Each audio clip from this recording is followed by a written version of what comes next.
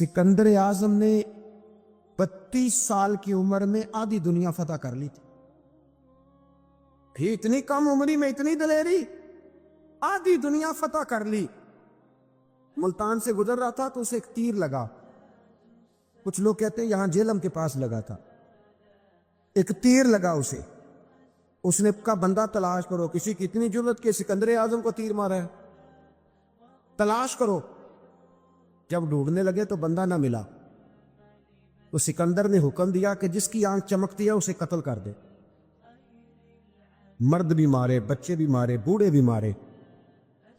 अल्लाह के लोग कहने लगे इंसान कोई नहीं बचा। कहने लगा मैंने तुम्हें कहा था जिसकी आंख चमकती है कत्ल करो, बिल्लियां भी कत्ल करो।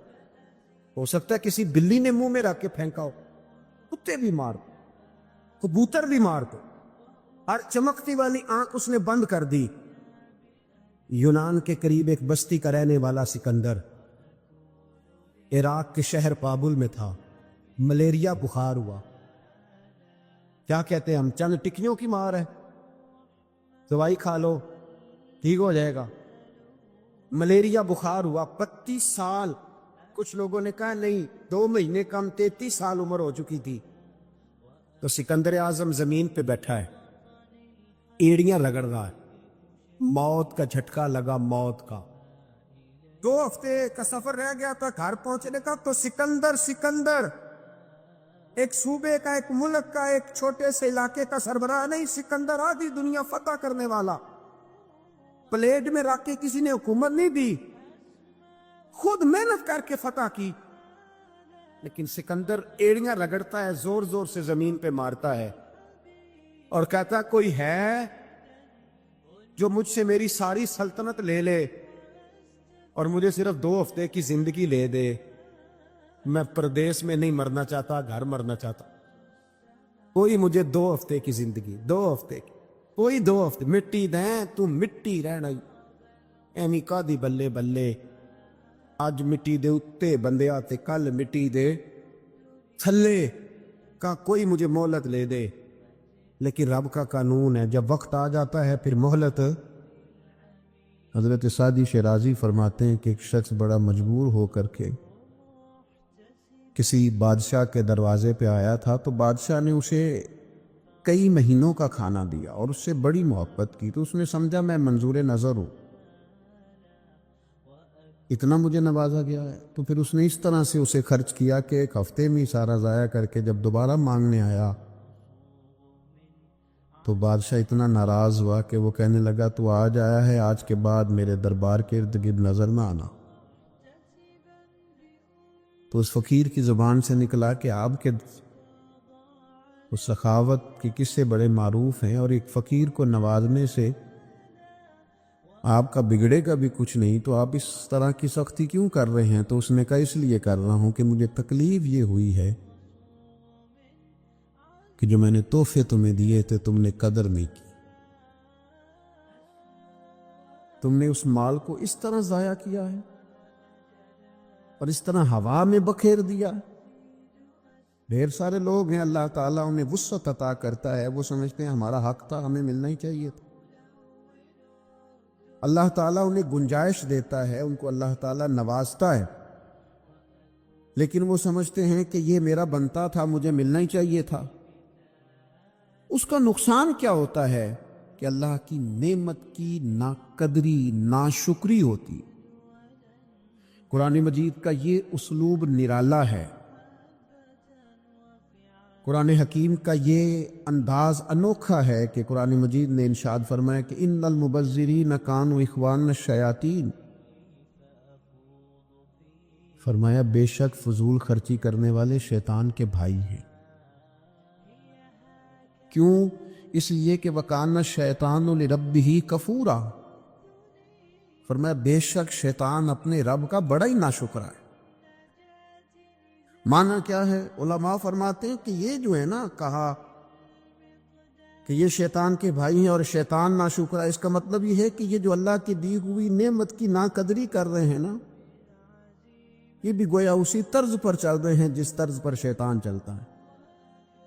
नाशुक्री कर रहे हैं, नाकदरी कर रहे हैं। हमारे यहाँ جن لوگوں کو اللہ تعالیٰ وسعت عطا کرتا ہے، گنجائش دیتا ہے، وہ خیال ہی نہیں کرتے، وہ لحاظ ہی نہیں کرتے۔ وہ کہتے ہو جناب میں نے بچوں سے کہا تم نے پرواہ نہیں کرنی، آپ نے غلط کہا ہے بچوں سے۔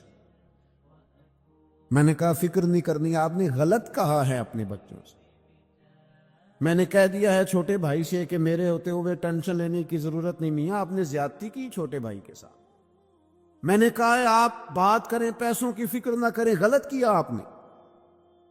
میں آپ کو کس طرح بتاؤں کہ جس ملک کے اندر لوگ روٹی کو شام کو ترستے ہیں، اس ملک کا یہ منظر بھی عام ہے کہ وہاں نئے ماڈل کا موبائل آئے تو ختم ہو جاتا ہے۔ جس ملک میں لوگ دوائیوں کے لیے زکوٰۃ کے فارم فل کرتے پھرتے ہیں کہ مجھے یونین کونسل والے لکھ دیں کہ میں زکوٰۃ کا مستحق ہوں اور میں کسی ہاسپٹل میں جا کے جمع کرا کے اپنا علاج کرا لوں، اس ملک کا یہ منظر بھی ہے کہ لوگ ذرا گاڑی تھوڑی پہلے لینے کے لیے نئے ماڈل کی 4 لاکھ روپیہ زیادہ بھی دے دیتے کہ مجھے ذرا جلدی گاڑی چاہیے۔ نبی اکرم صلی اللہ تعالی علیہ وسلم گھر تشریف لائے، ابن ماجہ میں موجود ہے، سید عائشہ صدیقہ فرماتی ہیں روٹی کا ایک ٹکڑا زمین پہ گرا ہوا تھا، کریم نے اٹھایا اور حضور فرمانے لگے عائشہ اس کی قدر کرو۔ رزق جس گھر سے ناراض ہو جاتا ہے دوبارہ پلٹ کے نہیں آتا، اس کی قدر کرو، اس کا خیال کرو۔ کوڑے دانوں کے اندر بھر دی روٹیاں اور کوڑے دانوں کے اندر بھر دیا تم نے سالن اور کوڑے دانوں کے اندر بھر دیے تم نے پھل اور مٹھائیاں۔ بے قدرہ نے قدر نہ کیتی خوب تسلی ہو۔ اور میرے عزیز اپنی زندگی میں چیزوں کی قدر کرنا سیکھیں، انسانوں کی قدر کرنا سیکھیں، اپنوں کی قدر کرنا سیکھیں۔ فرمایا یہ جو ناشکری کرنے والے ہیں یہ شیطان کے بھائی ہیں، اور شیطان اپنے رب کا ناشکرا ہے۔ کتنا زور لگاتے ہیں لوگ آج، ہماری آمدن بڑھنی چاہیے، 10,000 کماتا ہوں تو 15 ہو جائے، 15,000 کماتا ہوں تو اس کا 20 ہو جائے، اور 20 والا کہتا ہے 50 ہو جائے۔ سارا زور لوگ آمدن پہ، آمدن بڑھانے کے ذرائع پہ، نئے سے نئے بزنس پہ۔ میں چھوٹا آدمی ہوں لیکن یہ کتاب و سنت کے بہت سارے ارشادات پڑھنے کے بعد میں اس نتیجے پہ پہنچا ہوں کہ اصل فن مال کمانا نہیں، اصل فن تو اس کو لگانا ہے۔ اصل فن تو اس بندے کا ہے جو اپنے وسائل کے اندر رہ کر اپنا بچن متعین کرتا ہے۔ یہ اصل فن ہے کہ آپ اس محدود دائرہ کار کے اندر۔ میں نے اپنے ابا جی سے ایک بات سنی تو مجھے بڑی یاد رہ گئی۔ میرے والد صاحب کہا کرتے تھے پتر دولت مند ہون دی تیری ضرورت ہی نہیں، بہت زیادہ پیسہ ہونا تو اتنا مسئلہ ہی نہیں، بنگلے کار کوٹھیاں بہت ساری چیزیں۔ وہ کہا کرتے تھے بس پتر یہ دعا منگو بوے تے کوئی قرض لینا والا نہ کھلوتا ہوئے۔ بس جس بندے نے دینا نہیں نہ کسی کا کچھ، وہ بندہ سکون میں۔ آپ کے ذمہ قرض نہیں، آپ یقین کریں وہ ان کی بات ایسی ذہن پہ بیٹھ گئی کہ واقعی اگر کبھی آپ نے کسی کا کچھ دینا ہو، کیا فرمایا نبی پاک نے؟ حضور فرماتے مقروض قیدی ہوتا ہے، یہ بیچارہ قیدی ہوتا ہے۔ فرمایا قرض دینا ہوتا ہے تو لوگ جھوٹ بھی بولتے ہیں، اوپر نیچے پیسے ہے نہیں اور مانگنے والا اصرار کر رہا ہے تو کیا کہا جائے۔ تو کہا کرتے تھے کہ اگر آپ نے کسی کا کچھ دینا نہیں، آپ کے وسائل اور ضروریات روٹین میں مینج ہو رہی ہیں، تو اگر پیسے جمع نہیں بھی ہو رہے تو آپ خوش قسمت آدمی ہیں، اس لیے کہ آپ کے ذمہ قرضہ۔ تو میرے بھائی یہ اصل حسن ہے زندگی کا۔ لیکن میں نے دیکھا ہے کچھ لوگ خوب سے خوب تر کی تلاش میں رہتے ہیں، بڑی زبردست اسکیم لڑاتے ہیں۔ وہ کہتے ہیں میں 300 بندے کا ولیمے پہ کھانا پکانا ہے، اور 300 بندے کا سارا ٹوٹل کھانا ہی قرض اٹھا کے پکانا ہے، اور اس کے بعد انہوں نے مینج کیا ہوا ہوتا ہے کہ وہ 300 جو آئے گا وہ سلامی بھی تو دے گا نا،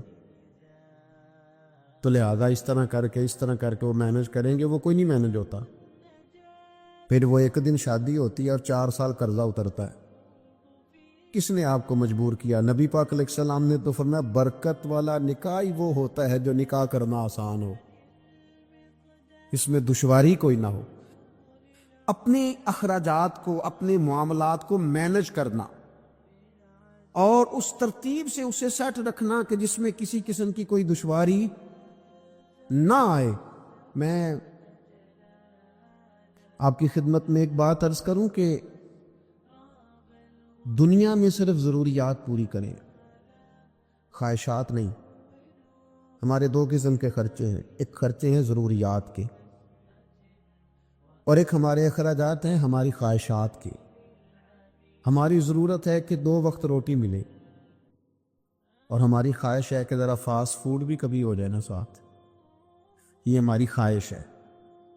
ہماری ضرورت ہے کہ ایک سواری ملے، اس پر ہم بیٹھیں اور ہم جا کر کے جو ہماری ذمہ داری ہے وہ ادا کریں، جہاں ہمیں جانا ہے ہم ہو کے آ جائیں، یہ ہماری ضرورت۔ اور ہماری خواہش یہ ہے کہ گاڑی اگر کبھی نئے ماڈل کی ہو نا، یہ خواہش، اگر ذرا زیادہ آرام دہ ہو، یہ خواہش ہے۔ ایک ہے ہماری ضرورت۔ ضرورت یہ ہے کہ گھر ہونا چاہیے، گرمی سردی سے بچائے، پردہ پوشی ہو، پختہ ہو، بار بار اس میں چیزیں گرتی نہ ہوں، چھت سے مٹی نہ ٹپکتی ہو، وہ بچوں کے لیے محفوظ ہو، بس ٹھیک ہے، یہ ضرورت ہے۔ اور خواہش یہ ہے کہ کبھی کسی بڑی سوسائٹی میں ہو جائے نا، کبھی اس کے سامنے کوئی کنال کا لان بھی ہو جائے نا، کبھی ایک کونے میں گیراج بنا ہوا ہو نا، 4 گاڑیاں بھی کھڑی ہو جائیں، یہ کیا ہے؟ یہ خواہش ہے۔ اور ایک کونے میں کبھی 2-4 جھولے پڑے ہوئے ہوں نا، اور اگر تھوڑا سا کہیں پانی کا تالاب بھی میسر آ جائے تو غوطہ زنی کرنے میں بھی، یہ خواہشات ہیں۔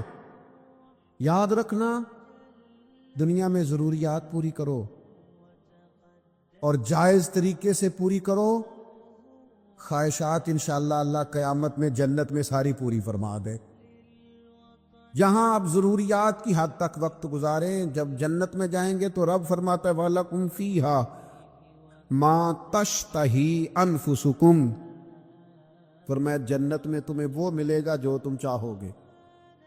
ہر خواہش تمہاری پوری کر دی جائے گی، لیکن یہاں صرف ضروریات تک رہو، یہاں خواہشات تک۔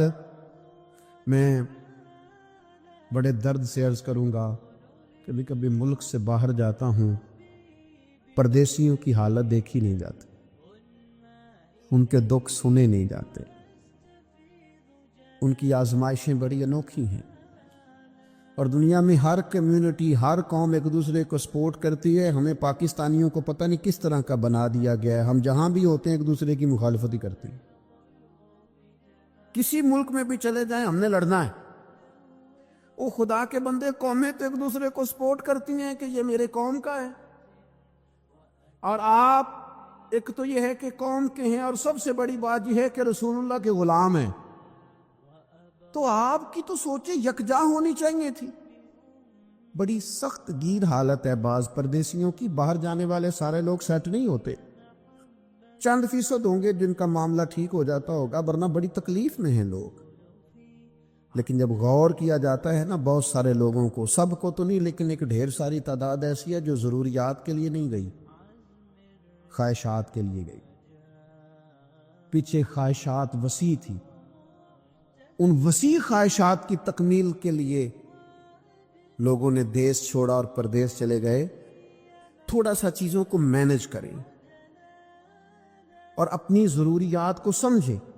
نبی اکرم صلی اللہ تعالی علیہ وآلہ وسلم نے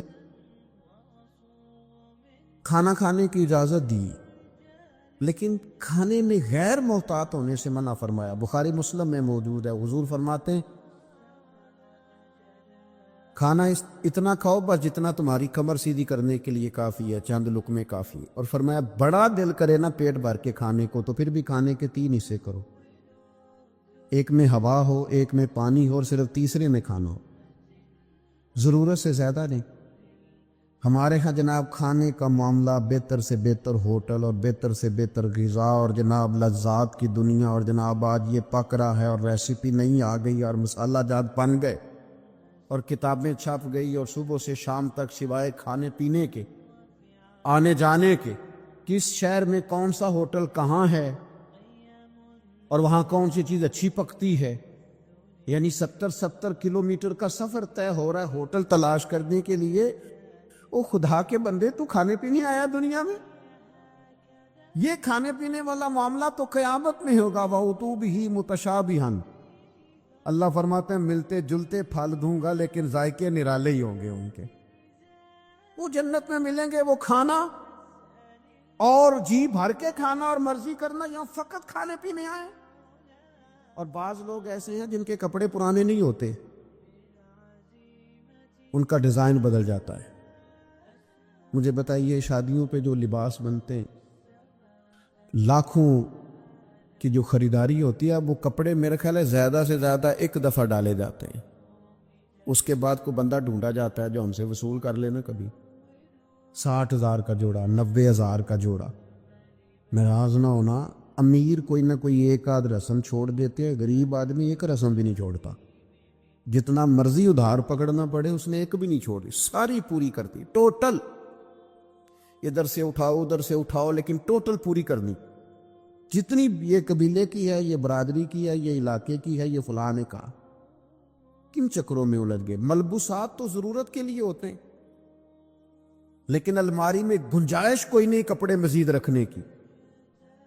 لیکن لوگ ہیں کہ بازاروں کا سفر چھوڑ ہی نہیں رہے، آ رہے ہیں جا رہے ہیں، آ رہے ہیں جا رہے ہیں۔ میں اکثر کہتا ہوں 15 دن کا عمرہ کرنے جو لوگ جاتے ہیں، اگر 15 دن کے عمرے کے اندر وہ 60 کلو سامان کی خریداری کریں اور کہیں کہ وہ جناب 46 کلو تو ایئر لائن نے کہا تھا اور 15 کلو اب آپ میرا 2 کلو رکھ لیں گے، آپ میرا 3 کلو رکھ لیں گے۔ بازار گھومنے آئے، یہاں تجارتیں کرنے آئے ہو، اللہ کے گھر میں حاضری دو جس کام کے لیے آئے ہو۔ دعائیں مانگ مانگ کے یہ موقع ملا اور سارا وقت بازاروں میں گزار دیا۔ اتنی خریداریاں ہو رہی ہیں، اتنا کچھ ہو رہا ہے، ملبوسات پہ ملبوسات، کپڑوں پہ کپڑے۔ خدا را کہیں آپ رکیں، ضرورت کے لیے آپ لیں چیزیں، منع کوئی نہیں کرتا۔ اور پھر وہ کپڑے خریدنے بھی کس لیے؟ لوگوں کو دکھانے کے لیے۔ مسجد میں بعض لوگ آتے ہیں تو وہ لباس اس طرح کا نہیں پہنتے جس طرح کا انہیں پہننا چاہیے۔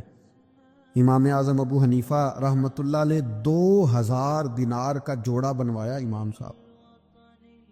تو لوگوں نے کہا حضور اتنا مہنگا جوڑا، یہ کیا کریں گے؟ فرمایا یہ پہن کے تہجد پڑھا کروں گا۔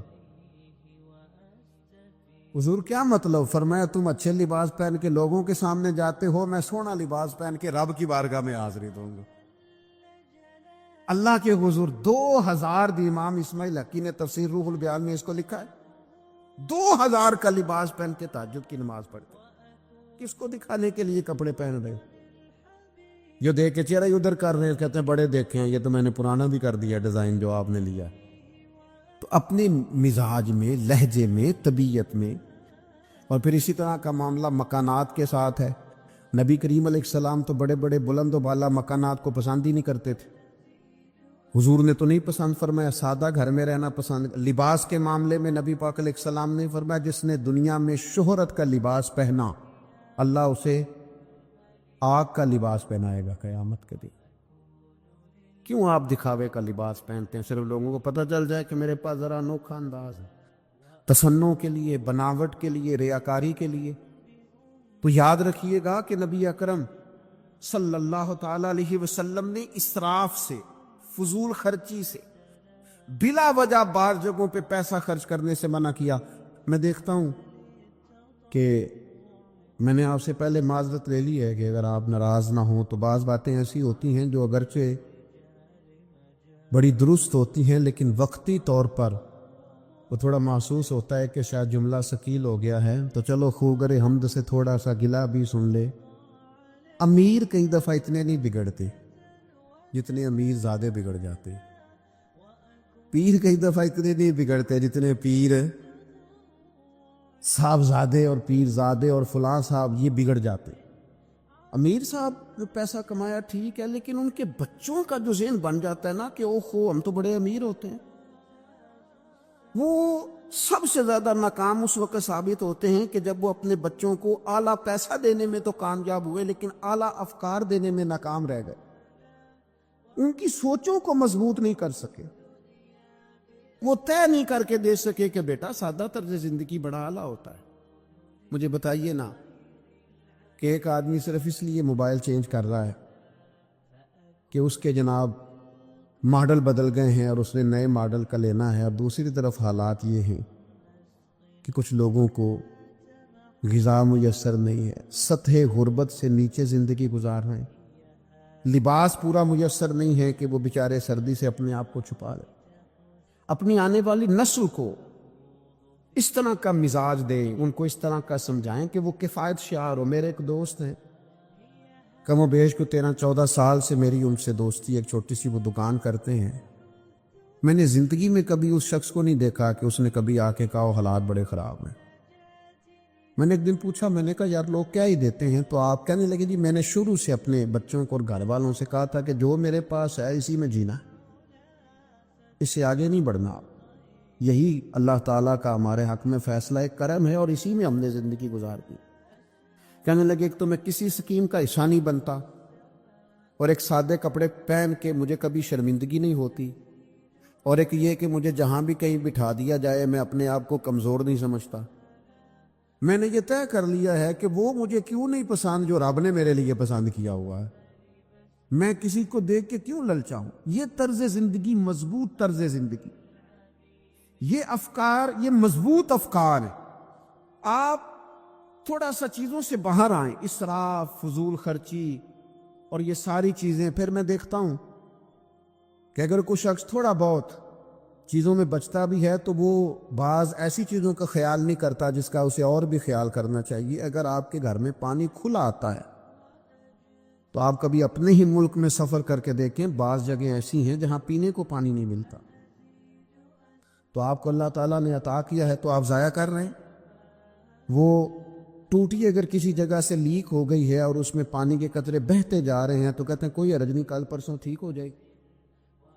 آپ اگر وہ کوئی چیز آپ کو وافر مل گئی ہے، اللہ کے فضل سے زیادہ ہو گئی ہے، تو آپ کو قدر ختم ہو گئی ہے۔ نبی اکرم صلی اللہ تعالی علیہ وسلم کو اگر برتن بھر کے پانی دیا جاتا تھا تو چوتھے حصے سے وضو کر لیتے تھے۔ رسول پاک صلی اللہ تعالی علیہ وسلم نے یہاں تک تاکید فرمایا اگر تمہارے گھر کے سامنے نہر بھی ہو تو پھر بھی میں تمہیں اجازت نہیں دیتا کہ تم وضو کرتے وقت پانی ضائع کرو، استعمال کرتے وقت پانی کا ضیاع کرو۔ نہر بھی چل رہی ہو تو پھر بھی محتاط طریقے سے تمہیں پانی استعمال کرنا ہے، تمہیں اسراف کرنے کی اجازت نہیں ہے، فضول خرچی کی تمہیں اجازت۔ اور پھر میں نے یہ بھی دیکھا ہے بعض لوگوں کو کہ وہ کونے پہ ہو کے شکوہ کرتے، وہ کہتے دیکھو کتنا مالدار ہے لیکن کتنا سوچ سمجھ کے چلتا ہے، تو کیا کرے اگر مالدار ہے۔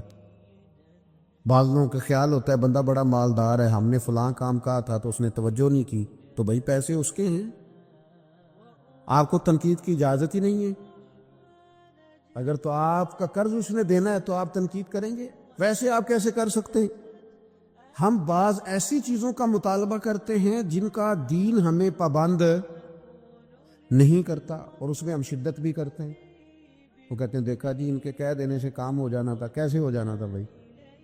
اتنی زیادہ تکلف میں آنے کی ضرورت نہیں ہے۔ آپ کوشش کریں اللہ تعالیٰ اخلاص عطا کرے، باقی رستے تو وہ آسان کر دیا کرتا ہے، وہ آسان کر دیتا ہے، لیکن کسی بھی چیز میں آپ شدت پسندی کا شکار نہ ہو، الجھے نہیں۔ آپ مسلمان اعصابی طور پر، ذہنی طور پر، نفسیاتی طور پر ایک طاقتور قوم ہے۔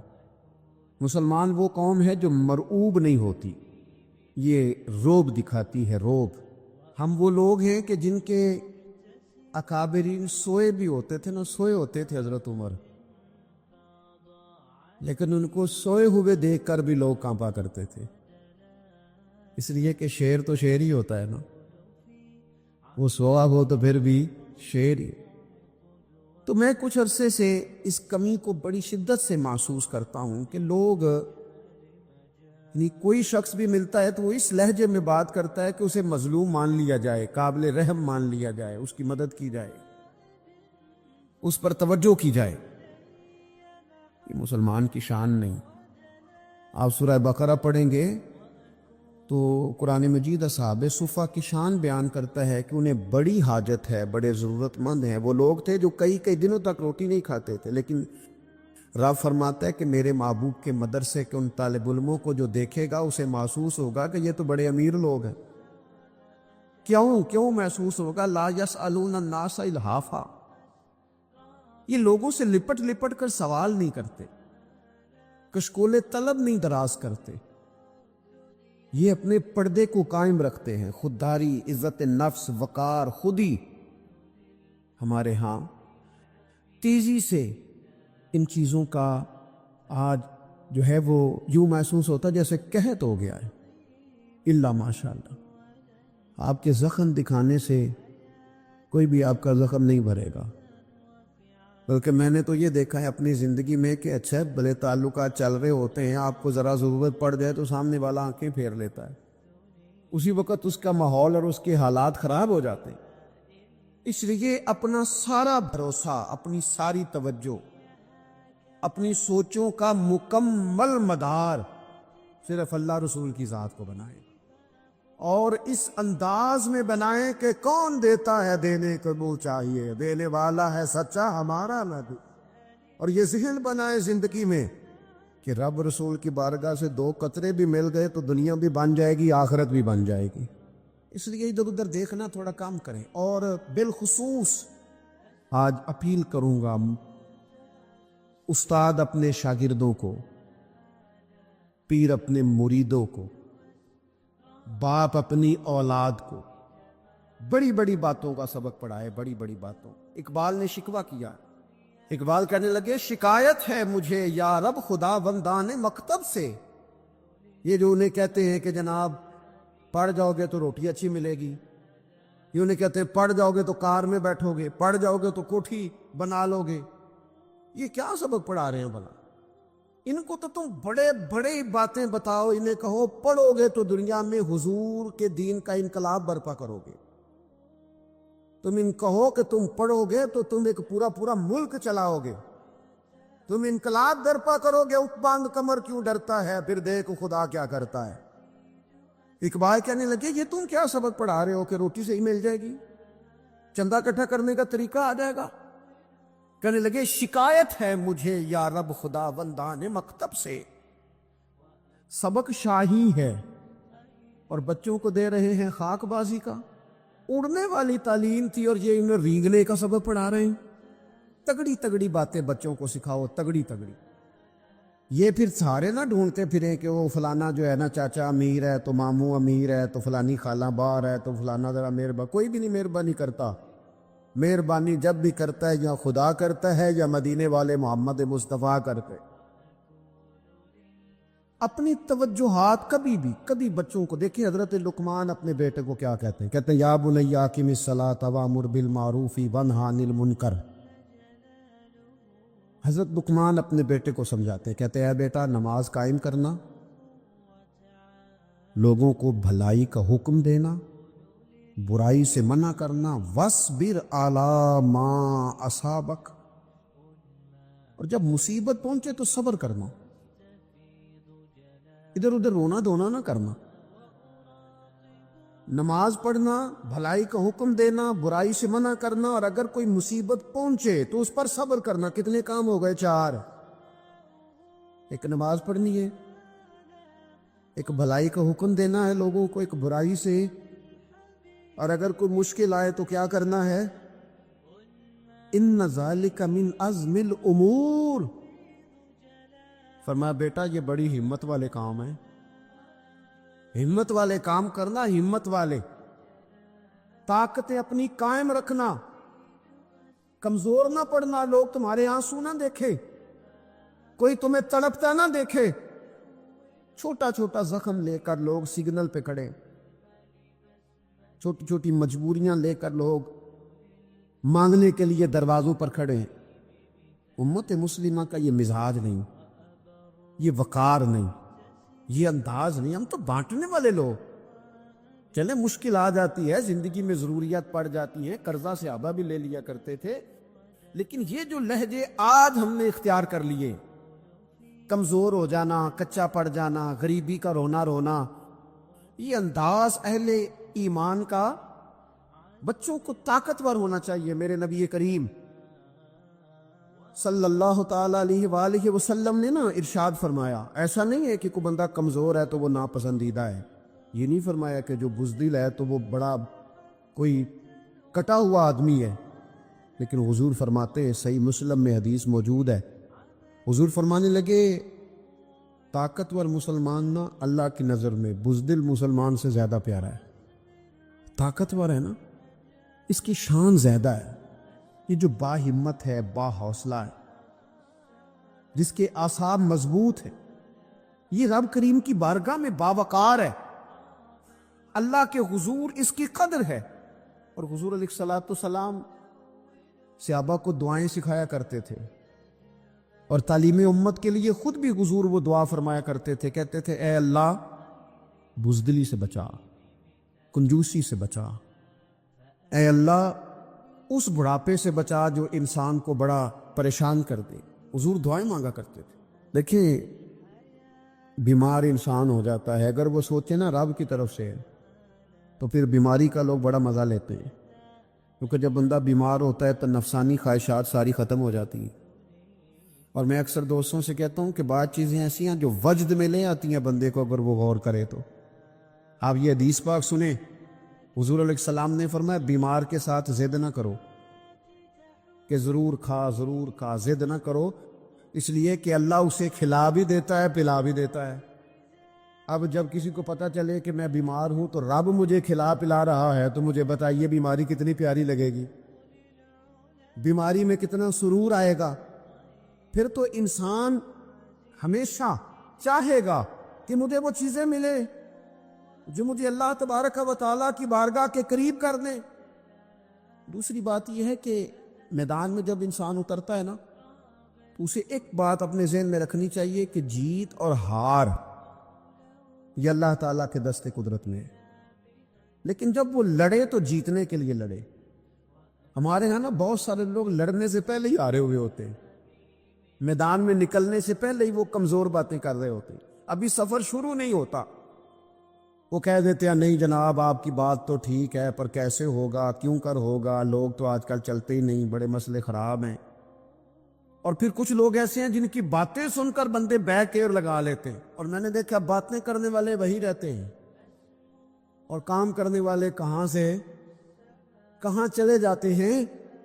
یہ یقینی نہیں کہ جیتیں گے، لیکن جب میدان میں اترے نا تو پھر ہمیشہ جیتنے کے لیے اتریں. کوشش کریں کہ میں نے اس انداز میں نکلنا ہے کہ میں نے نہ جیتنا ہے. حضرت مولا علی شیر خدا کرم اللہ تعالیٰ وجہ الکریم سے کسی بندے نے پوچھا حضور آپ ہر میدان میں کامیاب کیوں رہتے ہیں؟ فرمانے لگے جیت ہار تو رب کریم کے دست قدرت میں ہے، لیکن جب میں اترتا ہوں نا میدان میں تو میں دشمن دیکھ کے پہلے ہی فیصلہ کر لیتا ہوں کہ میں نے اس کے پیٹ میں خنجر مارنا ہے کہ گلے پہ. میں جیتنے کے لیے میدان میں اترتا ہوں. تو آپ دیکھ لینا دیواریں ہلتی رہتی ہیں اور در کانپ جاتا ہے. علی کا نام سن کر اب بھی خیبر کانپ جاتا ہے. کیوں کہ کہتے ہیں میں ذہن بنا لیتا ہوں کہ میں اسے کاٹ کے لاؤں گا. میں ڈرتا اور سہمتا ہوا میدان میں نہیں اترتا. ذہن ہوتا ہے کہ آج لڑوں گا تو جیتوں گا. آج میں دیکھیں میں کیا کرتا ہوں. حوصلہ نہیں پیدا کر پا رہے بچوں میں. کچھ بچے بھی اللہ خیر کرے عزم و ہمت والے لوگوں کے پاس بیٹھتے نہیں. اور دوسرا ہم اپنے بچوں کا کسی کو آئیڈیل بھی نہیں بننے دیتے. بچے کسی کا نام لیتے ہیں تو ہم کہتے ہیں پتر چھاٹ پرا. یہ دور ہی نہیں ہے. ہم کوئی ایسا ذوق، کوئی مزاج، کوئی طبیعت پیدا ہی نہیں ہونے دیتے. کچھ آنے والی نسل کا مزاج ہے کہ وہ اٹھنا نہیں چاہتی، بیٹھنا نہیں چاہتی، چلنا نہیں چاہتی. وہ چاہتی ہے میں لیٹی رہوں، موبائل میرے ہاتھ میں رہے، باقی سارے کام ریموٹ کنٹرول ہو. جب انسان دیکھے نا، ایک ڈاکٹر صاحب کے پاس ایک دفعہ میں گیا تو ایک مریض کو وہ سمجھا رہے تھے. اسے کہہ رہے تھے کہ تو تھوڑی ورزش بھی کیا کر، تھوڑی ورزش بھی کیا کر. اور ساتھ انہوں نے بڑی اچھی بات کی. کہنے لگے اللہ تعالیٰ نے نا جسم میں جوڑ بنائے ہیں، یہ گھٹنے ہیں، یہ کونیاں ہیں، اللہ نے جوڑ بنائے ہیں. اسی لیے تو بنائے تھے کہ تھوڑی ان کو حرکت بھی دی جائے. لیکن اگر آپ ان جوڑوں کو حرکت ہی نہیں دیں گے تو یہ تو زانگا لود ہو جائیں گے. تو کام زندگی میں عزم کے ساتھ، ہمت کے ساتھ، اور سب سے بڑی مضبوطی یہ ہے کہ آپ یہاں سے مضبوط ہو، آپ اعصابی طور پر مضبوط ہو۔ یہ جو کمزوری ہے نا، ذہنی کمزوری، میں نہیں پسند کرتا کہ مطلب خواتین بچوں کو اس لیے ڈرائیں کہ بیٹا او ہو بلی آ گئی ہے۔ وہ بلی کیا ہوتی ہے جی؟ لیکن جو خواتین حج بھی بچوں کو بلی سے ڈرائیں گی، اچھا اس کو ڈرا بلی سے رہی ہوتی ہیں اور ساتھ کہہ رہی ہوتی ہیں ماما کا شیر، یہ آپ کا شیر بلی سے ڈرتا ہے، یہ اماں کا شیر بلی سے ڈر رہا ہے، آپ نے اس سے بلی سے ڈرا دیا اور نام شیر رکھ دیا ہے۔ یہ کیسا شیر ہے کہ جو بلی آتی ہے تو بھاگ جاتا ہے؟ یہ ماحول مطلب متضاد ہے۔ یہ کاکروچ دیکھ کر چیخیں مارنا نا، یہ برگر فیملی ہونے کی علامت ہے۔ چھپکلی دیکھ کر نا چیخیں مارنا، یہ امیر گھروں کی علامت ہے، پڑھے لکھے لوگوں کی علامت۔ یہ کیا مذاق ہے؟ جو قوم چھپکلی سے ڈرتی ہے، کاکروچ سے ڈرتی ہے، اور جو لوگ کہتے ہیں ہو یہ جناب یہ تو اندر میرے وہ آ گیا ٹوکا تو یہ کھا جائے گا، تو یہ قوم انقلاب برپا کرے گی، یہ میدانوں میں نکلے گی، بڑے خوبصورت انداز میں ویڈیو بنا کے تو اس کو شیئر کیا جاتا ہے کہ وہ جی قربانی والے دن بکرا ذبح ہو رہا تھا تو بچہ رو پڑا۔ کیا بات کرتے ہیں آپ؟ یہ جہاد کرے گا بچہ کل کو جو بکرے ذبح ہونے پر روتا ہے؟ اعصابی مضبوطی، ذہنی طور پر مضبوط کب ہوتی ہے؟ جب انسان اخلاقاً مضبوط ہوتا ہے، اس کی طبیعت وزادار ہوتی ہے، اس کا مزاج اسے مضبوط کرتا ہے۔ آپ ایک حدیث دیکھیں، ترمذی میں موجود ہے، حضور علیہ الصلوۃ والسلام نے فرمایا جب اللہ تعالیٰ نے زمین کو پیدا کیا تو زمین ہلنے لگی۔ اللہ نے پہاڑوں کو میخیں بنا کر، قلعے بنا کر زمین میں لگا دیا تو زمین ٹھہر گئی۔ فرشتے فوراً عرض گزار ہوئے کہ مالک تیری سب سے طاقتور مخلوق یہ پہاڑ ہے؟ فرمایا نہیں، لوہا جو ہے نا وہ پہاڑوں سے بھی طاقتور ہے، کیونکہ لوہا پہاڑ کو کاٹ دیتا ہے۔ یا اللہ پھر لوہا سب سے طاقتور ہے؟ فرمایا نہیں، آگ اس سے بھی طاقتور ہے۔ کیا آگ سب سے طاقتور ہے؟ تو فرمایا نہیں، پانی بھی ہے۔ کیا پانی طاقتور ہے؟ فرمایا ہوا بھی ہے، جو پانی کا رخ پھیر دیتی ہے۔ مسلمانوں خدا را اس سے بڑا ذوق نہیں ملے گا۔ میں طاقتور ہونے کا طریقہ بتا رہا ہوں۔ ہمارے ہاں لوگ سمجھتے ہیں کہ میں بولتا زیادہ ہوں اس لیے میں طاقتور ہوں، میرے پاس اسلحہ زیادہ اس لیے میں یہ دیکھو حضور نے بتایا طاقتور کون ہوتا ہے۔ یا رسول اللہ پتھر پہاڑ طاقتور ہے؟ تو فرمایا نہیں، ان پر تو لوہا ہے، لوہا طاقتور ہے، نہیں اس پر تو آگ ہے، آگ طاقتور ہے، نہیں اس پر تو پانی ہے، پانی طاقتور، اس پر تو ہوا ہے۔ تو حضور پھر مہربانی کریں بتائیں طاقتور کون ہے؟ تو یہ دیکھو نا، یہ یاد رکھو نا، یہ کائنات کے سب سے بڑے حکمت والے محبوب کی بات یاد رکھو نا۔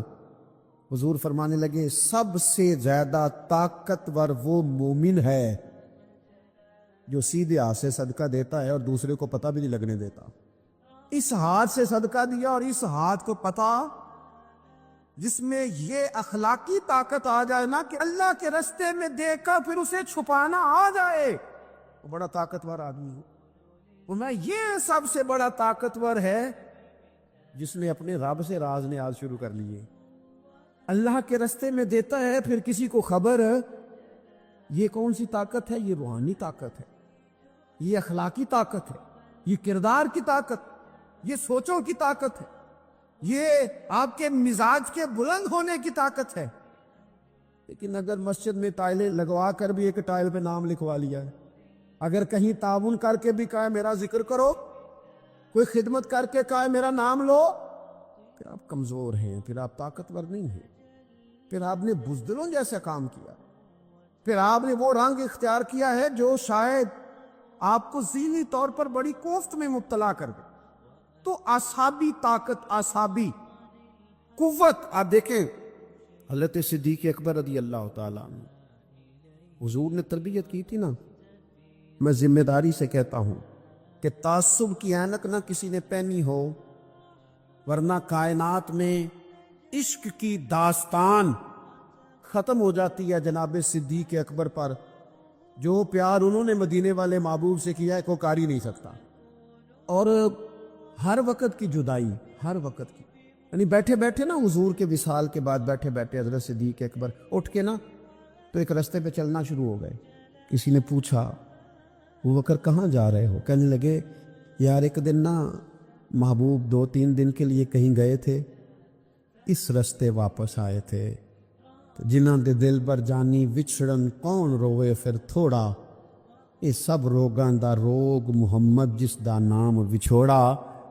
پریشان ہوں تو دل کر رہا ہے پتہ نہیں یہاں سے آ نہ جائیں۔ اتنا زیادہ محبوب کی غلامی اور نبی پاک کی محبت کا ذوق، لیکن اعصابی طور پر مضبوط کتنے تھے؟ حضور کے وصال کے بعد جس بندے نے اپنے پروں کے نیچے پوری امت کو سنبھال لیا ہے نا، اس کا نام بھی ابو بکر صدیق ہی ہے۔ ایسے ایسے سنبھال لیا، سنبھال، دکھ سب سے زیادہ لیکن سنبھالا۔ کوئی زکوٰۃ کا منکر پیدا ہو رہا ہے، کوئی ختم نبوت پہ حملہ کر رہا ہے، کوئی کچھ ہو رہا ہے، کوئی کچھ ہو رہا ہے، ابو بکر صدیق نے فرمایا سارے لشکر روانہ کرو، جہاں جہاں حضور نے فرمایا تھا جہاد کرو۔ فرمایا جو ایک رسی بھی زکوٰۃ کی نہیں دے گا وصول کریں گے۔ لوگوں نے کہا حضور حالات بڑے اور طرح کے ہیں، کیسے کام چلے گا؟ حضرت عمر جیسے دلیر بندے بھی کہنے لگے جناب یہ نظام کیسے چلے گا؟ تو ابو بکر صدیق فرمانے لگے عمر تجھے تیری ماں روئے، تو بڑے مضبوط مزاج کا تھا، یہ مجھے کیا پیغام دے رہا ہے؟ فرمایا عمر یاد رکھ اگر میں مدینہ منورہ میں اکیلا بھی رہ گیا اور جنگل کے درندے میرا آ کے گوشت بھی نوچ کے لے گئے تو پھر بھی میں ان اصولوں پر کھڑا رہوں گا جن اصولوں پر مدینے والے رسول نے مجھے کھڑا کیا ہے۔ ذرا گنجائش نہیں، ہم یہاں سے مضبوط لوگ ہیں، یہاں سے ذہنی بلندی، ذہنی پختگی، یہ حسن ہے زندگی کا۔ یہ کیا بات ہوئی؟ پرسوں فیصلہ کوئی اور تھا، سویرے پروگرام کوئی اور بن گیا، کل فلانے کا مرید تھا آج مجھے فیض نہیں ملا ادھر جا رہا ہوں، پرسوں فلانے کو استاد بنا بیٹھا تھا آج میرا پروگرام بدل گیا ہے، کل میری سوچیں اور تھی آج میری سوچیں اور ہیں۔ جو قوم ساری زندگی تعین ہی نہ کرے وہ کام کیسے کرے گی؟ جو رستے کا آغاز ہی نہ کرے وہ منزل پر کیسے پہنچے گی؟ تو کمزور باتوں سے نکلے، بزدلانہ سوچوں سے باہر آئیں، طے کریں زندگی میں یہ کچھ ہم نے کرنا ہے۔ میں نے کہا ہے نکلے میدان میں جیتنے کے لیے، پھر رب کی مرضی ہے، پھر اللہ کی مرضی ہے۔ ساری زندگی صحابہ پر قرض رہا، قرضے بھی رہے، خدمتیں بھی ہوتی رہی، جہاد بھی ہوتے رہے، ڈیوٹیاں بھی ہوتی رہیں، سارے کام ہی ہوتے رہے۔ ہمارا یہ مزاج ہے ایک دو کھا گیا ہے ساری خوشیاں ہی گئیں، بس سارا کچھ ختم کر بیٹھتے ہیں۔ تو تھوڑی سی نا مضبوط دیکھیں۔ اچھا یہ حضرت ابو بکر کا حال ہے، تو جناب عمر کی کیفیت کیا ہے؟ کلمہ پڑھتے ہی حضرت عمر نے فرمایا یا رسول اللہ جب آپ سچے، قرآن سچا، اسلام سچا، تو چھپ کے نماز پڑھنے کا کیا مطلب ہے؟ فرمایا ابھی تعداد ہی کوئی نہیں، 40 تو مسلمان ہیں۔ عرض کی حضور مہربانی کریں نا آپ صرف اجازت دیں، 20 لوگوں کی صفیں بنا دی گئیں، ایک صف کے آگے حضرت عمر ہیں، ایک صف کے آگے حضرت امیر حمزہ ہیں۔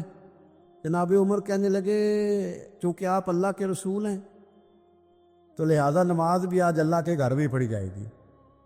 تو حضرت عمر بیت اللہ شریف کے بیچ کھڑے ہو کے نعرہ لگاتے ہیں، فرماتے ہیں میں عمر ہوں، تم مجھے بھی جانتے ہو، میرے باپ کو بھی جانتے ہو، تم میرا قبیلہ بھی جانتے ہو، میں نے پڑھ لیا ہے محبوب کا کلمہ۔ اب جس نے بچے یتیم کرانے ہو اور اپنی بیوی بیوہ کرانی ہو وہ آئے اور مجھے روکے۔ یہ محبوب اللہ کے ہیں اور گھر بھی اللہ کا ہے، تو نماز بھی آج اللہ کے گھر میں پڑھی جائے گی۔ جب تک انسان یہاں سے طاقتور نہیں ہوتا، پھر بات آئی سیدنا عثمان غنی کی، میں پہلا وہاں اونا رنداں تو جن نے کھلی بغاوت کیتی ہے، پورا قبیلہ اور طرف ہے، عثمان تیرے گھر میں مال ہے، دولت ہے، وزاداری ہے، لوگ سارے کیا کریں گے؟ والد مخالف، چچا مخالف، حضرت عثمان غنی جیسے آدمی کو پکڑ کے باندھ دیا گیا گھر میں۔ تو عثمان غنی کہنے لگے میں ان بزدلوں میں سے نہیں ہوں جو محبت بھی کریں اور اظہار بھی نہ کر سکیں، جو دعویٰ بھی کریں اور پھر ان کے اندر طاقت اظہار بھی نہ ہو۔ فرمایا تم جتنا باندھ سکتے ہو باندھ لو، تم اپنی دولتیں، حکومتیں اور اپنا جاہ و جلال سنبھال کے رکھو، ہم نے تو غلامی کا فیصلہ کر لیا ہے۔ اور پھر کی غلامی انہوں نے۔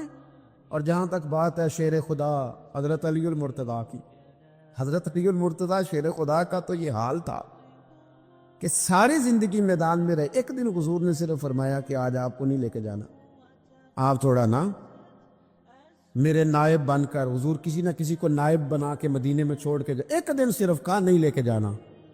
تو حضرت مولا علی رونے لگے, کہنے لگے حضور میں بچوں کے بیچ رہوں, عورتوں کے بیچ رہوں, میری تلوار کو زنگ لگ جائے گا. حضور مجھے تو گھوڑے پہ بیٹھنا پسند ہے.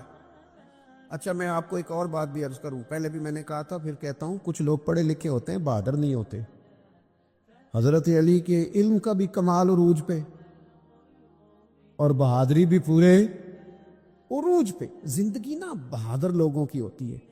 یہ شہاب الدین غوری لیٹے ہیں یہاں سوابا میں, تو کسی نے پوچھا ان سے کہ یار آپ کہاں رہتے ہیں؟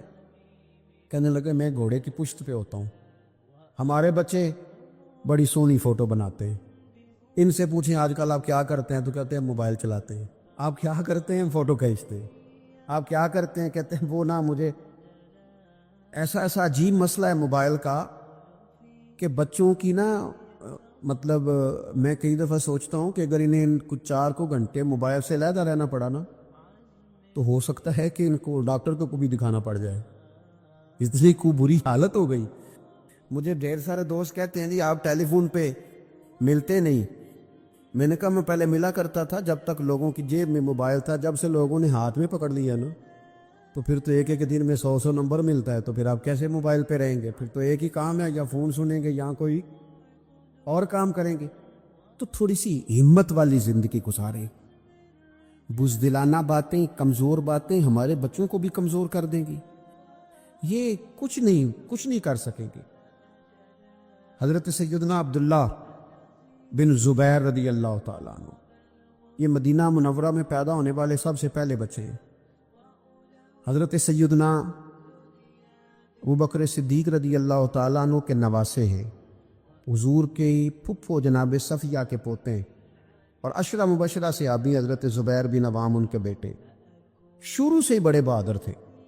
ایک دن کچھ بچے گلی میں کھیل رہے تھے تو ایک شخص نے آ کے نا چیخ ماری, ڈرایا, سارے بچے بھاگ گئے. جناب عبداللہ ابن زبیر کہنے لگے کیوں بھاگتے ہو؟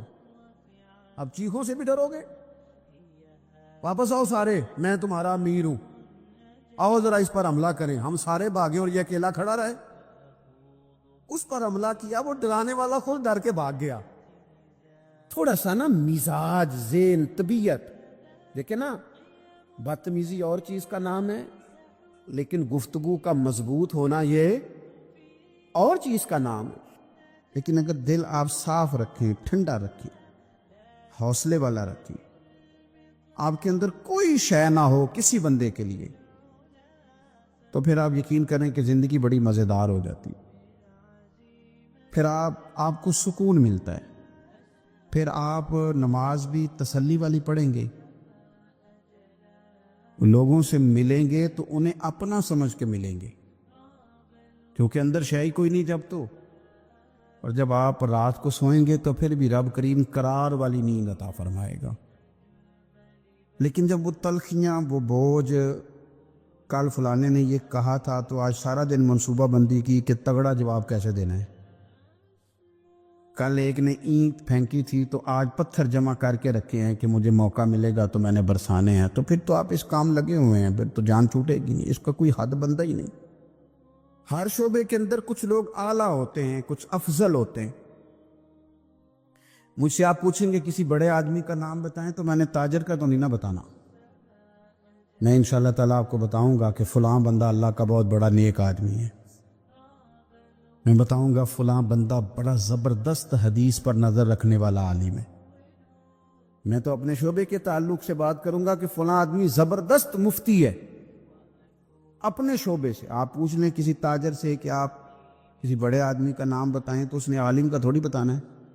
وہ کہے گا فلاں آدمی جو ہے اس کا کاروباری معیار بھی اچھا ہے, اسٹیٹس بھی اچھا ہے, امپورٹ ایکسپورٹ میں بھی بڑا تجربہ ہے. وہ اپنے رنگ میں بڑے آدمی کا نام بتائے گا. سیاستدانوں سے آپ بات کریں گے, وہ کسی بڑے سیاستدان کا نام بتائیں گے. میرے رسول کریم صلی اللہ تعالیٰ علیہ وسلم سے ایک صحابی نے پوچھا, حضور انسان بڑا کون ہوتا ہے؟ انسانوں میں سے بلا افضل کون ہوتا ہے؟ سیاستہ کی حدیث ہے. حضور انسانوں میں سے افضل کون ہوتا ہے؟ انسانوں میں سے. تو نبی پاک صلی اللہ علیہ وسلم نے فرمایا جس کا دل سلامت ہو، زبان سچی ہو، وہ انسانوں میں افضل انسان ہوتا ہے۔ زبان کا سچا ہو، دل سلامتی والا ہو۔ صحابی نے ہمارے ساتھ بڑی نیکی کی، پوچھ لیا کہ یا رسول اللہ صلی اللہ علیہ وسلم یہ زبان کی سچائی تو سمجھ میں آتی ہے، دل کی سلامتی کیا ہے؟ تو حضور نے فرمایا دل کی سلامتی یہ ہے کہ دل میں تکبر نہ ہو، دل میں حسد نہ ہو، دل میں کینہ نہ ہو، دل میں عداوت نہ ہو، کدورت نہ ہو۔ رب کریم کے بندوں کے بارے میں اس کا دل صاف ہو، زبان سچی ہو، وہ انسانوں میں افضل ترین انسان ہے، وہ ایک بہترین انسان ہے، بہترین۔ بہت سارے لوگ خوشامد اتنی سونی کرتے ہیں، جب بھی بڑی تگڑی ڈالتے ہیں۔ اللہ کرے کہ وہ نہ صرف گلے نہ ملیں، ان کا دل بھی کسی سے مل ہی جائے۔ ساری زندگی انہوں نے تعلقات بنائے ہیں لیکن پیار نہیں بڑھایا۔ تعلقات ان کے ہیں، وہ بتاتے ہیں میرے بڑے تعلقات ہیں، فلانا سے بھی میرا تعلق ہے، فلانا بھی مجھے جانتا ہے، فلانا بھی۔ تعلقات ہونا اور چیز ہے، لیکن روح اور دل کا رشتہ ہونا اور چیز ہے۔ کیونکہ ہم ذاتی طور پہ کسی کو اچھا جانتے ہی نہیں، کسی پہ آج تک دل کھڑا ہی نہیں ہوا، ہمیں کوئی نہ کوئی کمزوری نظر آ جاتی۔ اور کچھ لوگ معاشرے میں پرموٹ کرتے ہیں ان چیزوں کو، بغض کو، عداوت کو۔ ایک بہت بڑے بزرگ ہیں، عالم بھی ہیں، متقی ہیں، نیک ہیں، اللہ والے ہیں۔ تو ایک صاحب مجھے آ کے کہنے لگے کہ انہوں نے آپ کے بارے میں یہ کہا ہے۔ تو میں چونکہ ان کے بارے میں مجھے پتہ ہے کہ بندہ بڑا ٹھیک ہے، تو میں نے اس سے کہا کہ ان کے پاس اتنا ٹائم ہی نہیں ہے کہ وہ مجھے ڈسکس کرے۔ تو چائے پی، کھانا کھا، لیکن تو غلط ڈائریکشن پہ چڑھ گیا ہے۔ وہ بندہ، اس کو مطلب اس کا قد کاٹ ہی بہت بڑا آدمی ہے، وہ مجھے کیسے ڈسکس کرے گا؟ سوال ہی نہیں پیدا ہوتا۔ وہ سب چلے گئے۔ 2-4 دن کے بعد مجھے فون کر کے کہنے لگے کہ میں نے بھی بڑا وقت گزار دیا ہے، پر جو جواب آپ نے دیا ہے نا، پچھلی معافی دے دے، آج کے بعد ایسا کام کوئی نہیں کروں گا۔ ہم نہ چسکا لے کے سنتے ہیں ایسی باتیں جو ہمارے دلوں میں دوسروں کی عداوت پیدا کرتی ہیں۔ آپ کو پتہ ہی نہیں آپ کے ساتھ لوگ ہاتھ کیا کر جاتے۔ اوئے ہوئے ہوئے، یعنی آپ اس کی بھی بات سنتے ہیں جو آپ کی ماں کے خلاف آپ کے بارے میں بات کر رہا ہے۔ او خدا کے بندو، اس کی بھی سن لیتے ہو جو آپ کے والد کے بارے میں جس نے بات، وہ سن لی آپ نے، یہاں بٹھا لی۔ یعنی قبلہ، کعبہ، شیخ، استاد اور مرشد کے بارے میں جس نے کچا جملہ، آپ نے وہ بھی سن لیا۔ تو پھر تو آپ نے موقع دیا نا میل کو اندر تک، روح تک اترنے کا۔ آپ کو پتہ ہے میرے رسول کریم کا وہ قلب اطہر ہے جس کے بارے میں رب فرماتا ہے کہ نزل علی قلبک، محبوب یہ جو میں نے قرآن پاک نازل کیا، میں نے آپ کے دل پہ نازل کیا ہے۔ اور اللہ فرماتا ہے محبوب آپ کو اللہ نے اپنے فضل سے، فَبِمَا رَحْمَةٍ مِّنَ اللَّهِ لِنْتَ لَهُمْ، اللہ نے فضل کر کے آپ کا دل نرم کر دیا غلاموں کے آگے۔ اور یہ میرے رسول پاک کا قلب اطہر ہے۔ حضور فرماتے ہیں کہ میرے گلے سے لے کر ناف تک حضرت جبریل نے انگلی چلائی اور میرا سینہ کھلا اور اندر سے دل نکالا، اور پھر رب نے جو معرفت کے نور بھیجے تھے وہ اس کے اندر داخل فرمائے۔ آپ میری بات کو سمجھے، اتنا پاکیزہ قلب اطہر، کوئی چیز وہاں جا سکتی ہے؟ کسی شخص کا ڈالا ہوا فتنہ معاذ اللہ کوئی سوچ بھی سکتا ہے وہاں تک جائے گا؟ لیکن آپ پڑھیں ترمذی کے لفظ، قلم ٹوٹ گئے، تربیت ختم ہو گئی ان باتوں پہ۔ اتنی بڑی بات اللہ کے رسول فرمانے لگے، سنو بھائی میرے غلاموں، مجھے کوئی بندہ کسی صحابی کے بارے میں کوئی بری بات نہ پہنچائے۔ حضور آپ کا تو دل صاف ہے، آپ کا تو نور علی نور ہے، اس سے تو قرآن گفتگو کرتا ہے، کوئی پہنچا بھی دے گا تو کیا اثر ہوگا؟ لیکن حضور نے فرمایا وہ دروازہ کھولنا ہی نہیں جس سے لوگوں کی عداوت دل میں آتی ہے۔ فرمایا کوئی مجھے کسی کے بارے میں کوئی بات نہ پہنچائے، اس لیے کہ میں جب تمہارے سامنے آنا چاہتا ہوں تو کھلے سینے کے ساتھ آنا چاہتا ہوں۔ آپ میری بات کو سمجھیں۔ آپ کہتے ہیں نہیں جی ذرا سناؤ بھلا وہ کیا کہہ رہا تھا، ذرا کرنا بات جلدی کرنا، بڑی پریشانی لگ گئی ہے، جلدی بتا۔ تو اب وہ بتائے گا تو اندر میل تو آئے گی۔ لوگ سنتے ہیں، تلاش میں رہتے ہیں۔ وہ میری بات نہیں، عارف رومی کی بات ہے، وہ کہتے ہیں مکھیاں دو قسم کی ہوتی ہیں، ایک جب بھی بیٹھتی ہے پھول پہ بیٹھتی ہے، لیکن پھر جب چھوڑتی ہے تو شہد چھوڑتی ہے، اور ایک جب بھی بیٹھتی ہے کسی گند پہ بیٹھتی ہے، کوئی کمزوری ڈھونڈتی ہے، کوئی غلط بات تلاش کرتی ہے، پھر جب چھوڑتی ہے تو بیماری چھوڑتی ہے۔ آپ ان مکھیوں سے بچیں جو گندگی تلاش کرتی ہیں اور پھر آپ کے دل میں بغض اگاتی ہیں۔ رسول کریم علیہ السلام نے فرمایا خبردار مجھے کوئی بات نہ پہنچانا۔ میں نہیں چاہتا کہ جب کوئی بات پہنچ جاتی ہے تو پھر مجمع میں بندہ نظر ڈالتا ہے تو وہ بندہ چبھتا ہے جس کے بارے میں پتا ہوتا ہے کہ اس نے یہ کہا تھا، یہ کیا تھا۔ تو حضور فرماتے ہیں میں جب تمہارے سامنے جانا چاہتا ہوں تو کھلے دل کے ساتھ جانا چاہتا ہوں۔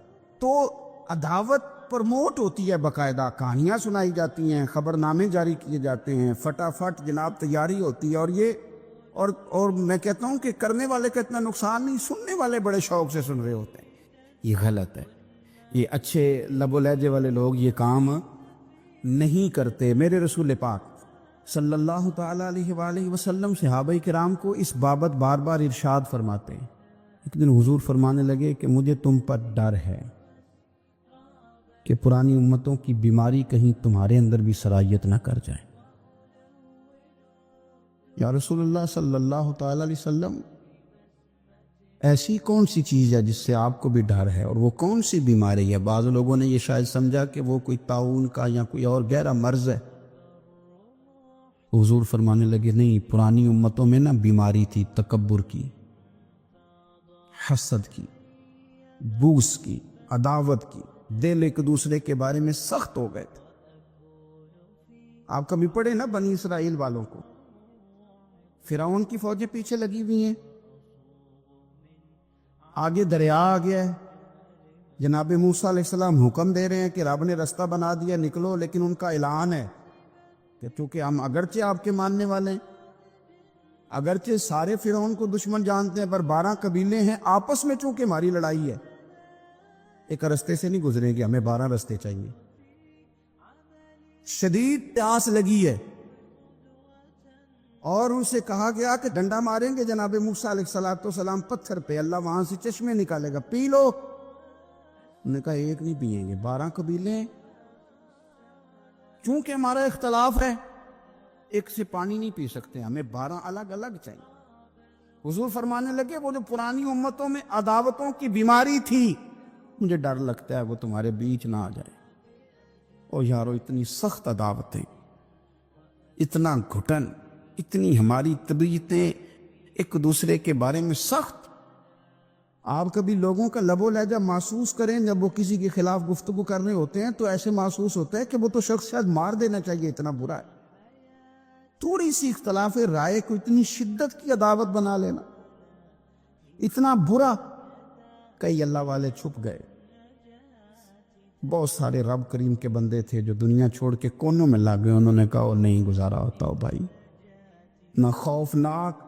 میں کسی کمزور آدمی کی بات نہیں کرنے لگا، ایک دلیر آدمی، حسباً نسباً اخلاقاً مروتاً، ہر تعلق سے شانوں والے حضرت امام جعفر صادق رضی اللہ تعالیٰ عنہ، اتنے بڑے آدمی کہ امام اعظم ابو حنیفہ جیسے لوگ کہتے ہیں کہ اگر 2 سال امام جعفر صادق کے پاس نہ رہتا تو ابو حنیفہ ہلاک ہو جاتا۔ امام جعفر صادق تربیت جب کی تو کن کی؟ امام اعظم کی، حضرت داؤد طائی کی، جناب سفیان ثوری کی۔ پر شاہ فرید الدین عطار فرماتے ہیں آخری عمر میں حضرت جعفر صادق، امام جعفر صادق نہ حجرے میں بند ہو گئے تھے، باہر نہیں آتے تھے، بس اسی کسے دیکھو جی نہیں جلگ دے تے نہ کوئی ساڈا دردی حجرے میں۔ ایک دن حضرت سفیان ثوری نے منت کیا کہ ان کے بچوں کی، خدام کی، کہ حضرت سے کہو میں پرانا نوکر ہوں، مجھے تھوڑی زیارت کا موقع مل جائے، میری تو آنکھیں ترس گئی ہیں، کرم نوازی ہو جائے۔ تو حضرت کو جا کے عرض کی کہ سفیان ثوری منت کر رہے ہیں، آپ نے اجازت دے دی۔ حضرت سفیان ثوری اندر گئے تو درد سے کہا حضور آپ تو 2 جملے کہتے تھے تو دل بدل جاتے تھے، کتنے لوگ منتظر ہیں آپ کے کلمات طیبات کے لیے، زیارت مقدسہ کے لیے، اور آپ यूं गोशा नशीन हो गए। तो जिगर गोश है रसूल, नवासा है रसूल, इमाम जाफर सादक आंखों में आंसू आ गए। कहने लगे सुफियान तुम्हें क्या बताऊं, लोगों के लफ्जों में बड़ा प्यार है पर दिलों में वफा कोई नहीं। और बेकदरा कुछ कदर नहीं कीती खूब तसल्ली हू, ए दुनियादार पुजारी जरदे कुत्तियां दे गल टल्ली। कदर नहीं की लोगों ने। अब मैं अपना आखिरी वक्त अपने रब रसूल के साथ गुजारना चाहता हूं। लोगों के लफ्जों में बड़ी वफा है पर दिलों में इनके वफा। इमाम जाफर सादक जैसे लोग छुप गए। हम अपने रवैयों से अगर इन चीजों को निकालेंगे, दिलों को साफ करेंगे, तो बड़े बड़े कीमती वजूद हैं जिनसे हमारा रिश्ता कायम रहेगा। लेकिन अगर हसद की, अदावत की, बुग़्ज़ की ये भट्टियां जिस तरह तप रही हैं आज मुआशरे में, ये तपती रहीं, तो बड़े बड़े लोग हैं जो मंजर से हट जाते, मुकाबला नहीं कर पाते लोगों की अदावतों का। रब करीम का बंदा साफ दिल होता है, वो हसद बुग़्ज़ अदावत का मुकाबला नहीं करता, वो कोने में हो जाता। वो कहते मैं इस दौड़ वाला नहीं हूँ। इसलिए कि अल्लाह के बंदे तलवार के साथ, तो मैं बड़ी बात करने लगा हूं अगर आपकी समझ में आ गई तो, रब के बंदे तलवार से तो लड़ाई कर लेते हैं, पर मुनाफिक के निफाक के साथ मुकाबला कैसे करें? वो किस तरह करके वो उस जगह पे आके साजिश करें जहां छोटे लोग साजिश करते हैं, फिर वो बचने लग जाते हैं। ये दौरी नुक्ताची है, कहीं छुप के बैठ जा, जिस दिल में तू मकी है वहीं छुप के बैठ जा। फिर वो लोग निकल जाते हैं। अपने दिल को कुशादा करें, हौसलों को बड़ा करें, आप अपने दिल में सुकून पाएंगे। इत्मीनान कल्बी अल्लाह करीम अता फरमा। और ये आता कैसे है बुग़्ज़? एक तो सोचें बड़ा अच्छा, हमेशा सही सोचें। हमारी सोचें गड़बड़ हो जाती हैं। दुरुस्त समत अपनी सोचों को लेकर के जाए।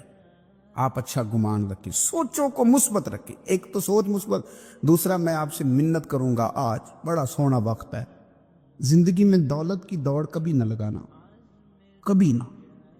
और जिंदगी में किसी बंदे को भी तोलना है तो उसे दौलत के तराजू में नहीं तोलना, कतन नहीं, वरना अदावत खत्म ही नहीं होगी। आप यकीन करें, हम पेंडू लोग हैं, छोटे भाई को किसी ने थप्पड़ मार दिया तो बड़ा दुनिया को दिखाने के लिए नहीं, हौसला मंद बड़ा भाई, हौसला मंद था, दलेर था, पर वो बाहर आया। उसने कहा मैं काट के रख दूंगा, किसी की जरूरत है मेरे भाई को हाथ लगाए। और उसकी मां ने भी कहा, पर उसने कहा मां नहीं, मेरी बात मेरे भरा मेरे होंदे सवाल ही नहीं। ओहो, फिर दौलत ने बुग़्ज़ पैदा कर दिया। फिर वही बड़ा भाई खुद बंदूक लेके छोटे पे तान के खड़ा हो गया कि कार्नल वाला प्लाट दे वरना गोली मारने लगा। ओहो, इतनी अदावत दौलत की खातर। हज़रत उमर का ज़माना था, बहुत सारा माल आ गया, मस्जिद नबी में ढेर लग गए, तो हज़रत फारूक आज़म मस्जिद नबी के सुतून से लिपट के रोने लगे, आंखें छम छम बरसने लगी। उमर शुक्र का टाइम है, आप रो रहे हैं। फरमाने लगे हुजूर का ज़माना अच्छा था, सवेरे रोटी मिलती थी, शाम नहीं मिलती थी। अबू बकर का दौर अच्छा था, एक वक्त खाते थे, एक वक्त भूख काटते थे। मेरे लिए ये आजमाइश रह गई थी, इतने इतने ढेर माल के आ रहे हैं। आप फरमाने लगे तुम्हें नहीं पता, जहां माल आता है वहां अदावत भी आती है, बुग़्ज़ भी आता है, नफरतें भी आती। अब तबाही उतरेगी, अब इसके लिए लोग लड़ेंगे, अब भागेंगे, लालच के रिश्ते बनाएंगे।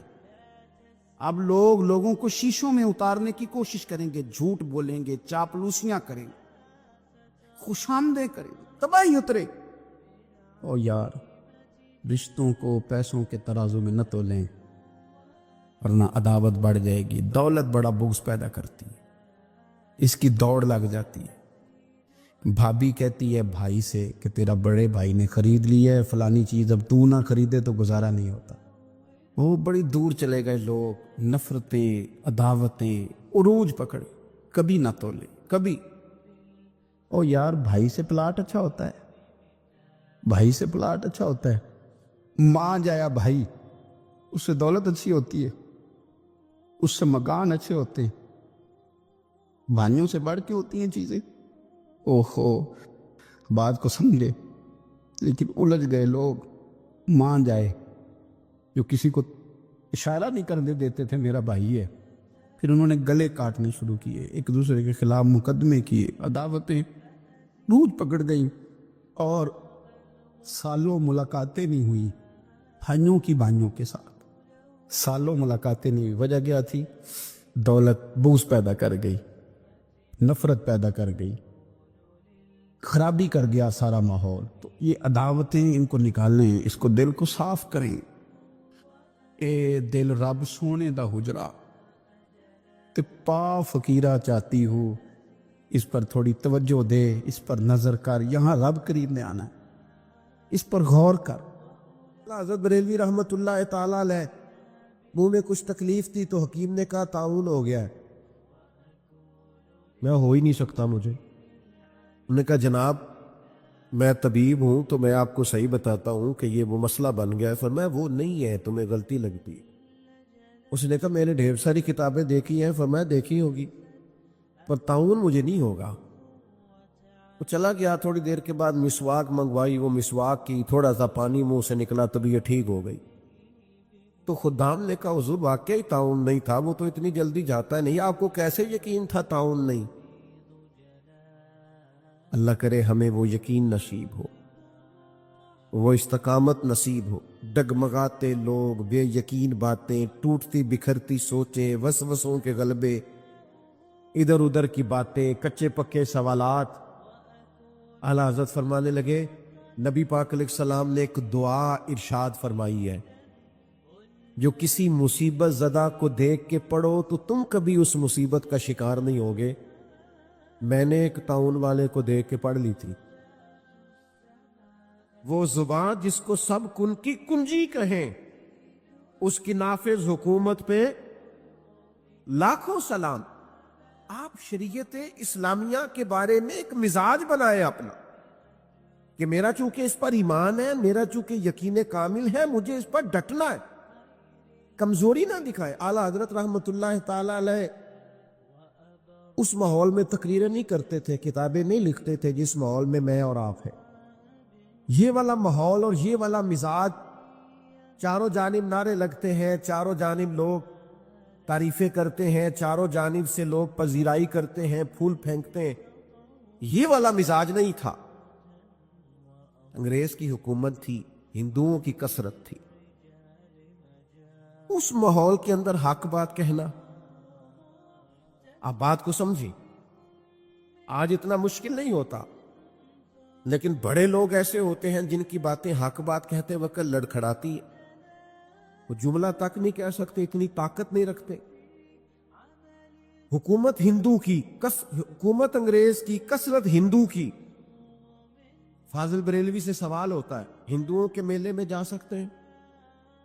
بڑا بچ بچ کے لوگ آج بات کرتے.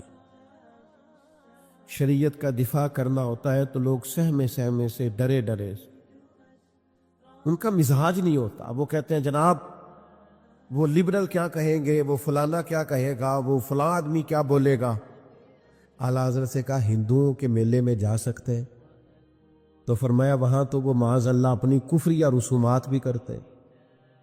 حضور جا سکتے ہیں؟ فرمایا حرام نہیں، حرام ہے، حرام ہے، اشد حرام. اتنی کھول کی بات، اتنی واضح بات. آپ کا تشخص ہے ایک الگ سے، آپ ایک الگ سے زندگی رکھتے ہیں. مومن ایک الگ سے اپنا تعارف رکھتا ہے. مسلمان کی اپنی ایک شان ہوتی ہے، وہ اپنی شان میں انفرادیت رکھتا ہے. یہ کیا بات ہوئی کہ آپ ہر معاملے کے اندر، ہر جگہ آپ کا جو رویہ ہے وہ انتہائی مداحنت پر مبنی ہو؟ بھائیو یاد رکھیے، آپ اپنے دین کے لیے، نظریے کے لیے، عقیدے کے لیے کھڑا ہونا سیکھیں. یہ نا بڑا دیندار آدمی ہے جی، کیا دینداری ہے، محفل بڑی صحیح کراتا ہے. تو میں تو اسے دیندار مانتا ہوں جو بیٹے کی شادی والے دن دیندار ہو. ناراض ہو گئے ہو؟ جو بچے کی مہندی والے دن مسلمان ہو وہ دیندار ہے. ہاں، محفل والے دن تو دھاری ٹوپی لے کے بھی لوگ آ جاتے ہیں کسی سے.